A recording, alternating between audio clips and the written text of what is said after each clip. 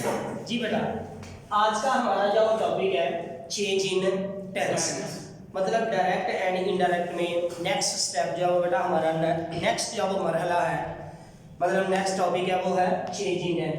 पहले हमने बात की थी चेंज ऑफ प्रोनाउन।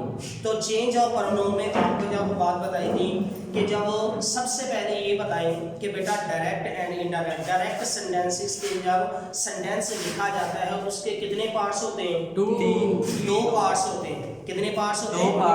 दो पार्ट्स होते हैं। एक बेटा जब written inside the commas and the second part is written outside, sorry बेटा, the first part is written outside the commas and second part is inside the commas. ठीक है, the part which is written outside the commas is called reporting speech and that part which is written inside the commas in inverted commas is called reporting speech. अब हमने उस दिन बात की थी बेटा कि अगर प्रोनाउन में तब्दील करना है कि अगर फर्स्ट पर्सन आ जाए तो फर्स्ट पर्सन बेटा कौन सा है? आई और वी फर्स्ट पर्सन है, तो इसको हम चेंज करते हैं सब्जेक्ट में इन रिपोर्टिंग स्पीच के, रिपोर्टिंग स्पीच के बेटा सब्जेक्ट में तब्दील करते हैं।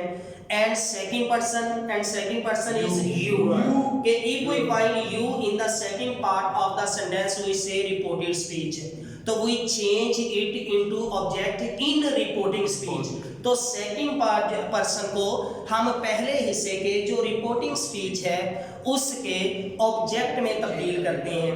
And third person and we know he, she, it, any single name and they are third persons and we know third persons no change. अब हमारा टॉपिक है बेटा चेंज इन टेंस।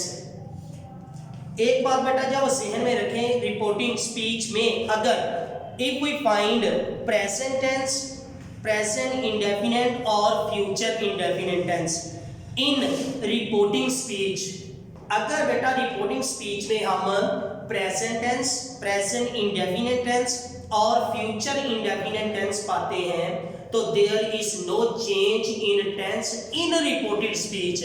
तो बेटा रिपोर्टेड स्पीच के फिर टेंस में तब्दीली नहीं होगी। ये बात खास तौर पे जहन में रखिए। सिर्फ जब pronoun are change according to the rules, कि जो हमने रूल्स पढ़े हैं कि किस तरह फर्स्ट पर्सन को सब्जेक्ट में, सेकंड को ऑब्जेक्ट में और थर्ड पर्सन नो चेंज, तो प्रोनाउन बेटा अकॉर्डिंग टू द रूल्स जो है वो चेंज होंगे, लेकिन ये बेटा टेंस की तब्दीली नहीं होगी। तो टेंस की तब्दीली कब होगी? टेंस की तब्दीली बेटा उस वक्त होगी जब इसके रिपोर्टिंग स्पीच में पास्ट टेंस पाया जाएगा, मतलब सेड पाया जाएगा। अंडरस्टैंड कि जब पास्ट टेंस पाया जाएगा फिर जो है वो अगला टेंस तब्दील होगा। अब जब टेंस की तब्दीली करनी है तो बेटा टेंस तब्दील कैसे होंगे? तो बेटा जब टेंस की तब्दीली करनी है तो फर्स्ट फॉर्म को बेटा आपने तब्दील कर देना है फर्स्ट फॉर्म बेटा जब तब्दील हो जाएगी सेकंड फॉर्म में, एंड सेकंड फॉर्म अगर आ जाए तो ये तब्दील हो जाएगी बेटा हैव के साथ थर्ड फॉर्म में। और अगर बेटा हैव के साथ जब थर्ड फॉर्म हो तो नो चेंज।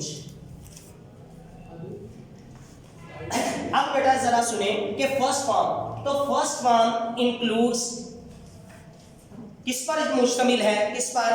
और फर्स्ट फॉर्म डिस्क्राइब बयान करती है प्रेजेंट इंडेफिनिट टेंस कि if we find present indefinite tense in the second part of the sentence we say reported speech.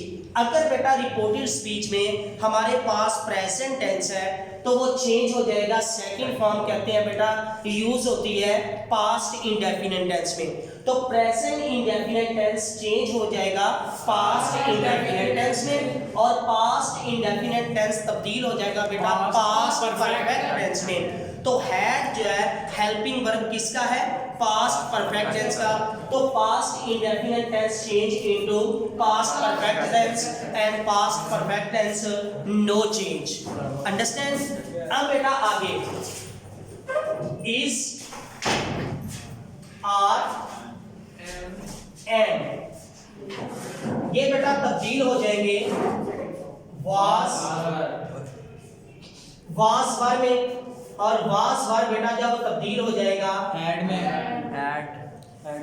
Had been में, चाहे बेटा हैड है चाहे हैड बीन, तो वो नो चेंज।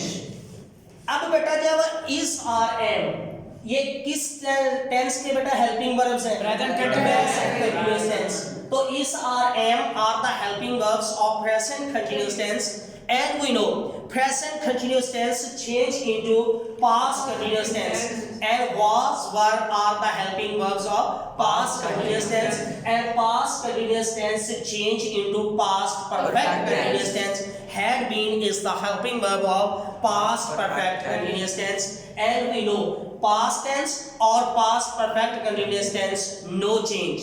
तो बेटा दोबारा सुने कि इस आर एम में से कोई एक आ जाए, तो इसको बेटा आपने according to the subject, according to the pronoun, कि इस आर एम को चेंज कर देना है बेटा वास वर्ब में, और वास वर्ब बेटा तब्दील हो जाएगा हैड बीन में, और हैड बीन नो चेंज।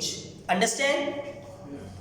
आगे बेटा अगर किसी भी सेंटेंस में हैज आ जाए, हैव आ जाए, तो हैज है बेटा तब्दील हो जाएगा हैड में, और हैड वी नो पहले की तरह नो चेंज। हम पढ़ चुके हैं बेटा हैड के साथ थर्ड फॉर्म आ जाए तो हैड तब्दील नहीं होगा, मतलब पास्ट परफेक्ट टेंस तब्दील नहीं होगा। उसके बाद हैज बीन,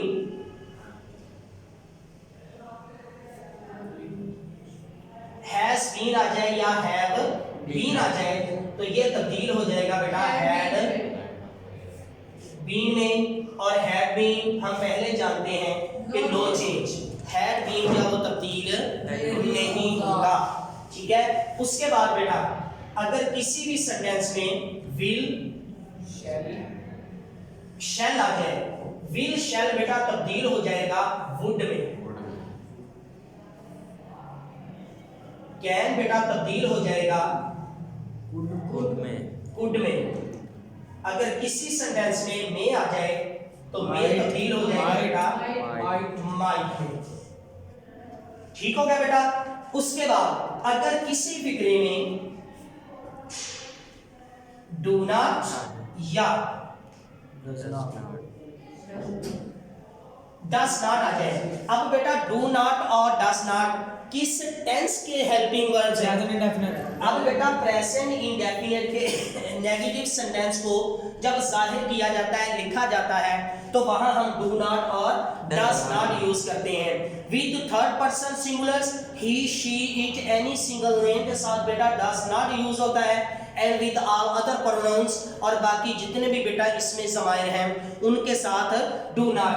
अगर बेटा डू नॉट या डस नॉट आ जाए, इसको आपने चेंज कर देना है डिड नॉट में, और अगर बेटा डिड नॉट आ जाए इसको आपने हैड और इसके साथ नॉट और इसके साथ जब कौन सी फॉर्म यूज करेंगे? थर्ड फॉर्म यूज करेंगे।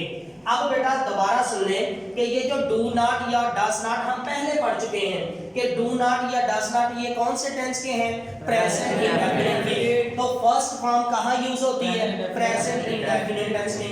हम पहले पढ़ चुके हैं कि अगर फर्स्ट फॉर्म आ जाए इसको आपने तब्दील कर देना है सेकंड फॉर्म में, मतलब कि बेटा present indefinite tense change into past indefinite tense, and do not and does not are the helping verbs of present indefinite tense, and did not is the helping verb of past indefinite tense, and if we find past indefinite tense in the second part of the sentence we change it into past perfect tense, and we know had is the helping verb of present perfect tense. Understand? And listen to me. Today our topic is change in tense. First of all, it keep in mind. आपको बेटा जब बताया था कि keep in mind के if we find future tense and present indefinite tense in reporting speech, तो then there is no change in tense in reported speech. We change tense only when we find past tense in the first part of the sentence that we say reporting speech. and when we change it, and we know first form, when we change it, first form change into second form, and second form change into had with third form, and had with third form no change. I mean present indefinite tense change into past indefinite tense, and past indefinite tense change into past perfect tense, and we know past perfect tense no change. And other is or am are the helping verbs of present continuous tense. Is or am is the are the helping verbs of present continuous tense. Is used with the third person singulars. He, she, it, any single name we use is. am, I के साथ बेटा with am, and we, you, they और plural is used are, तो उनके साथ बेटा are use किया जाता है. And present continuous tense change into past continuous tense, and was or were are the helping verbs of past continuous tense, or past continuous tense change into past perfect continuous tense, and we know past tense or past perfect continuous tense no change. Has or have is the helping verb of present perfect tense. The present perfect tense change into past perfect tense, and past perfect tense no change. Has been or have been, I mean present perfect continuous tense. Present perfect continuous tense change into past perfect continuous tense, and past perfect continuous tense no change. Will or shall change into would, can change into could, may change into might, and do not and does not change into did not, and did not change into have not been third form. I mean present indefinite tense change into past indefinite tense, and past indefinite tense change into past perfect tense. Understand? Everything is clear? Yes. Any question? No, sir. No.